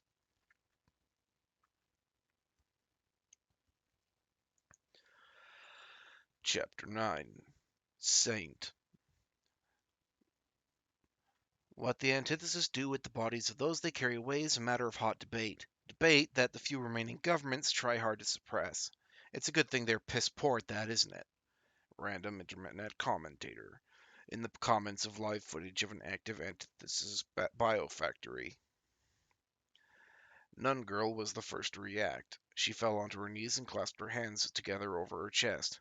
Forgive me, Saint. I did not. I'm sorry. Please forgive me, she begs while bowing from the neck again and again like one of those little water pecker bird toys. The whole thing would have been a whole lot more awkward had I not also been on my knees. As it was pretty damned weird. Hey, yeah, no, none of that. I'm no saint. Nun Girl looked up, confusion warring with something like awe in her eyes. Are you not one of the vanguard? She asked. I pressed a hand to my stomach over the spot where I'd been wounded. The wound stop was leaking out in dribbles, the rubbery material melting away only for cool skin to replace it. It looked about as strange as it felt. I suppose, I muttered. Shit, this feels fucky. The nano-regenerative treatment will bring you back to a much better condition, though you should nonetheless be careful about reopening injuries. Also, the likelihood of cancerous cells appearing in those areas has increased by an order of magnitude. What? I hissed. I raised a hand. Not you guys, said as I gestured to the side of my head. The voice in my. You know what? Just pretend I'm not saying anything, all right?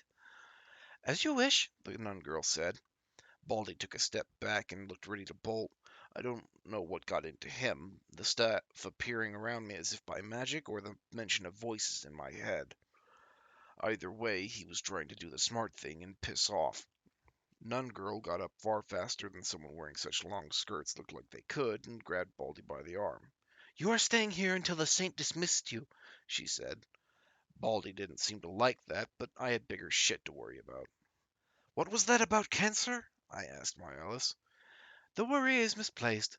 By the time enough cancerous cells have grown for it to become a problem, you will either be dead or will have accumulated enough points that fixing the issue will be trivial. Cat? I froze, then looked up to meet Lucy's bright blue eyes. They were a little teary, and her hands were held close to her chest as if she was expecting a blow at any moment. I imagined that what it had to look like for her.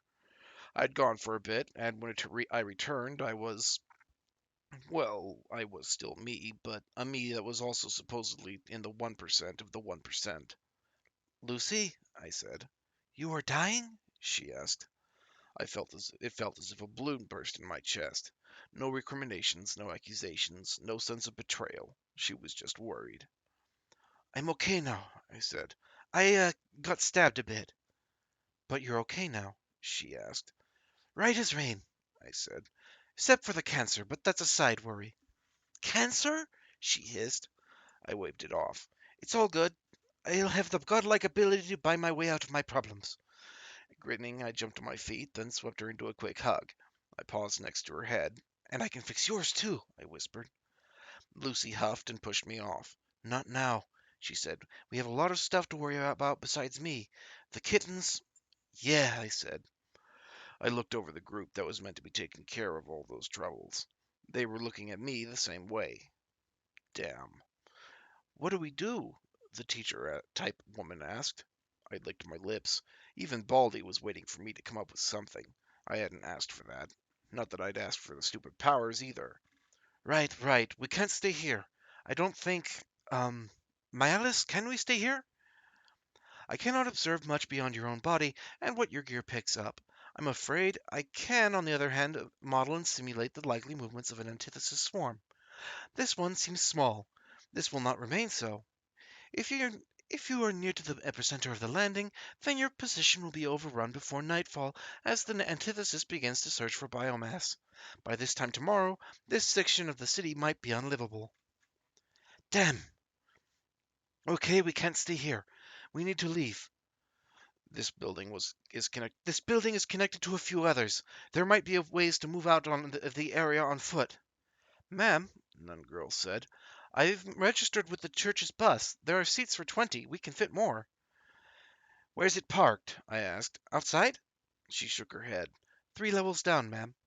I suppressed the shiver running down my back. The girl was probably my age, maybe a bit older. She was dismissive a minute ago, and frankly, I preferred that to the awe she was looking at me with. If I was going to fart out a bouquet of flowers and a cure to world hunger, as if I was going to fart out a bouquet of flowers and a cure to world hunger at the same time. Okay, yeah, I said. That's a good idea. You'll kill any aliens we come across? Baldy asked. I swallowed. Could I do that? I'll damned well try, I said. I flipped my hummingbird around so that I was holding it by the barrel, then pushed it into the hands of the jock that had rushed to my side. Can you figure out how to link this to your gear? I asked. Yeah, sure, he said. Good, good. I'm only one girl, I said. But you're a saint, the nun girl said. But I'm still only the one, and there are a lot of you to look after. They nodded along, as if I was spouting some wise shit instead of trying to let them down easy before I fucked up and some of them bit it. I just wanted to keep my friends and the kittens safe. Everything else was a nice bonus on top. I'll get the kittens ready to go, Lucy said. She squeezed my hand twice, then walked off, her crutches clicking away. Right. Okay. You guys get your groups ready to move. Nun girl, you're with me for a minute, all right? The two adults and the jock nodded and ran off to do as I said. Nun girl came closer. Yes, Saint. Forgive me, I don't know your name. I'm Catherine. None of that saint shit. I appreciate the help, but I was never one for that late night TV Christianity stuff, I said. She nodded. There's no need for a saint to concern herself over matters of faith. You were chosen, that is all that matters. I blinked. The girl was probably pretty normal for her sort, actually. Uh-huh. Look, I need to know where the bus of yours is. Directions to get there and all. We took the elevator up from the parking lot, she said. I winced. The power was flickering already. Was it big enough to fit all of us? The elevator? No, I don't think so. No splitting the party, I said. We'll take the stairs. Can some of your lot help those that can't do stairs? It would be our pleasure, she said. Cool, cool. Let's move out as soon as we can, I said. And the bodies? She asked. I paused. What about them? If we don't burn them, Then the aliens would use the meat. On the other hand, 2, maybe 3 more aliens around versus 10 minutes wasted. No, we're moving on. As you wish, Saint. she turned to leave with a short bow. Hey, what is your name? I asked. It is Mary, Saint Catherine, She said.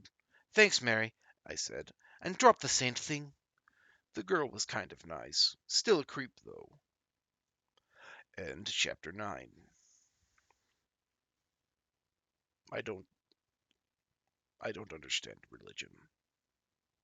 I worship bear Jesus like every other God-fearing bear, but humans seem to take it in a bad direction.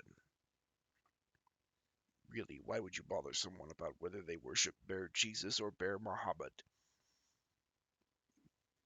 It's not that important, as long as you get to where you're going.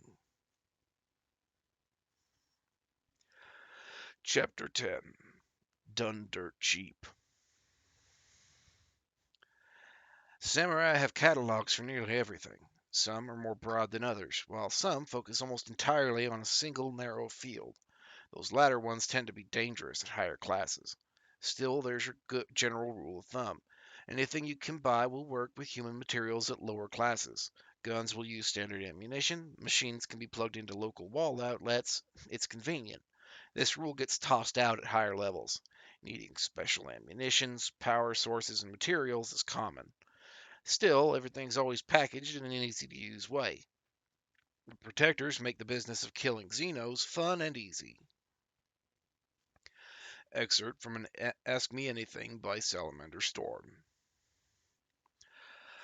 It didn't take all that long for everyone to start getting ready to move. Say what you will about kids, when shit hit the fan, most of them were damned fast to adapt. I left the remaining adults and the older teens like Mary and Lucy to figure out how to get everyone moving. In the meantime, I stepped out and into the corridor. My Alice. Yes? I've got 37 points, right? I asked. I need something to defend myself with, and the kids with. I see. There are 2 readily available solutions. Acquire a decently powerful weapon for yourself. This will allow you to take care of large sums of enemies on your own. Obtain a batch of weaker weapons for your allies. They can afford 6 very simple kinetic handguns from your Class 1 kinetic handguns catalog. Every alien killed with one of these weapons, even if it's not by your hand, will afford you a small number of points, perhaps even refunding the weapons over time. There is always the middle ground, a combination of the two. I looked around the entrance of the vault and took in the group. I wouldn't trust the kittens with a gun, but some of the older folk. Baldy was a wimp, but I bet he could pull a trigger. Likewise for the teacher lady. What kind of guns do you have for cheap? I asked. Might I suggest the Fox Teeth Model D? Small, reliable, easy to aim, and with semi-automatic action. Its magazine holds 15 rounds of 9x19 parabellum. They come with a single magazine, 5 points each. Okay, I said. Cool, yeah. Can they take out those? I gestured at the corpse of the alien I'd shot deeper in the corridor. A well-aimed shot can. Most smaller antithesis models are surprisingly fragile. They rely more on numbers to overwhelm than individual strength. Is that going to be a problem? I asked. As soon as the antithesis have secured the area immediately around their landing site, they will begin to send out forces in droves. It will be a problem, yes. I would advise either obtaining equipment to fight off large numbers of adversaries or leaving the area. Damn. Okay, I need a gun for myself. Something in the 20-point range, I guess. No point in saving anything if it's the choice between having something that can save me and not. For 20 points, I would suggest the Trenchmaker, a heavy-duty universal feed handgun. You can load any standard ammunition between 5 and 12 millimeters. The barrel and chamber expands after scanning each individual round, allowing you to fire nearly any type of small arms ammunition. That sounds a bit gimmicky, I said. Not that I know shit about guns, really. It comes with an in-suite targeting system, an extra magazine of incendiary armor-piercing rounds, and a laser pointer. I snorted. Sold. Do I get a holster with that? I'm afraid you would need Class 1 simple garments to obtain a suitable holster. The Trenchmaker does have a comprehensive safety mechanism. Right, that's for later. Clothes aren't a priority. I sniffed, running a hand under my nose. A glance into the vault showed that they seemed to be ready to move. Right, let's do this. Give me 2 of those fox guns and that Trenchmaker, I said. New purchase. Fox teeth Model D. Points reduced to 27. New purchase. Fox teeth Model D. Points reduced to 22. New purchase. Trenchmaker. Points reduced to 7. Wait, I thought she said it. Oh, it's in the 20 range. 3 boxes appeared at my feet. 2 were relatively small. The third was rather larger, maybe a handspan and a half long. I flicked one of the smaller boxes open and stared at the gun within. It was a gun. Square, boxy, gun-like. I pulled it out of its case, and it twisted it this way and that. There was a switch on one side labeled safety and another labeled sights. I flicked the latter, and a pair of arms snapped out of the top. A hologram of 3 little red circles appearing in the center. I hefted it. It was light, which felt about right for the quality of the thing. Flicking the side switch again, I folded them away. Simple enough, I guess, I muttered as I pushed the gun back into its case. The other gun was a work of art. 7 inches of chrome with a barrel as thick around as my wrist that swept back into an angular grip with a guard that could cover the user's entire hand. I carefully pulled the gun out of its box. It was hefty. Not heavy exactly, but not light either. It fit into my hand like it was meant to be there. The gun is preloaded with 9x19 parabellum. My eye gear filled with a loading screen, and then a small element appeared in my HUD. The profile of a gun's magazine, each round with a label next to it. A hovering circle appeared wherever I pointed the trenchmaker, the word safety on next to the reticule. Okay, yeah, worth it, I said. Cat? I turned to see Daniel rolling out of the room. You okay? He asked. Then his eyes landed on the gun in my hand and the 2 before me. Oh shit, it's true? He asked. What's true? I asked right back. Well, either you've been smuggling guns around without anyone noticing, or you're a samurai. He grinned. This is pretty awesome, except for the whole apocalypse thing. Could do without that. Hey, can I get one of those? I'm giving them to mature people, I said as I slipped the trenchmaker into the back of my pants. The extra magazine in its box went into a pocket. That means anyone but you. You wound me, Cat, he said. Is it Miss Cat now? Lady Cat? Cat Marai? Try that last one again, and I'll be testing my new toys on you, I growled. I was putting on a show, but I was kind of glad that Daniel was still himself. You know I'm always up for testing toys, but maybe I'll pass on those. Come on, dumbass, I said, past my grin. I flopped the 2 fox teeth onto his lap. You can help me hand these out to useful people. End chapter 10. Gun safety at all times. The safest gun is the one that's not in my forest. I can't operate a gun. Another instance of bear racism. Why can't guns be used by bears? They would save a lot of effort. You wouldn't have to see me coming into your tents quite as often for food. I think bears should have guns. It's only fair. People who hunt bears have guns. We should equalize things. I don't have any ranged attacks besides my bear beam. And I'm not supposed to use that in front of people. Anyway, I believe that's all we have for today. Starting next week, I'm going to try to read a little longer, towards the 3 hour end of things. Hopefully, that will be better. Besides my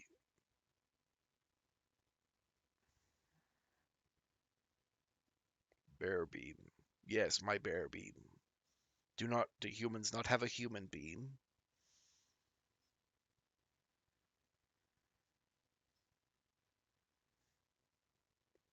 I think humans have a human beam.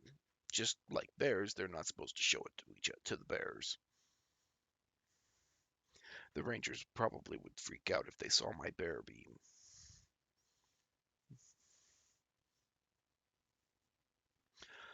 Well, so my current plan is for tomorrow. I plan to play a game that was gifted to me by a friend, which is Dave the Diver. I've only heard the name before. Next week, starting on Monday and Tuesday, we will resume reading Immortality Starts with Generosity.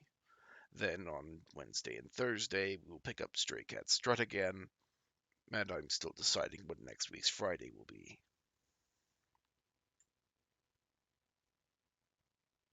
I've heard very good things about Dave the Diver, and the man on the cover looks like a person who would be a good friend.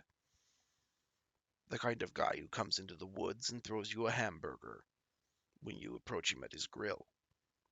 And then he retreats into the safety of his surprise box to let you eat it.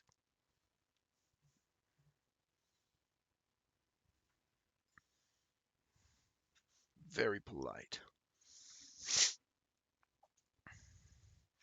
Anyway, so far I've been enjoying Stray Cat Strut, and if you're also enjoying it and you'd like to read ahead or just listen ahead from a more professional voice, well, what do you call the person who reads books?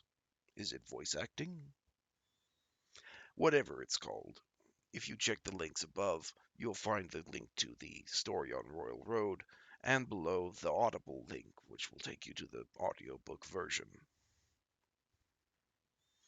As for me, I think that's about all I've got today. Let's see. Who could I raid with all of my people?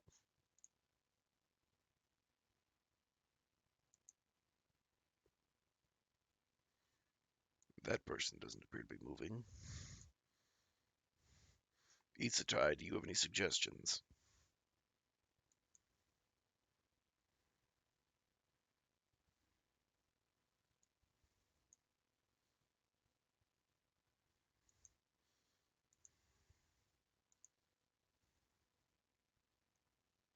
Well, let's do this one. I wish everyone a very fine day.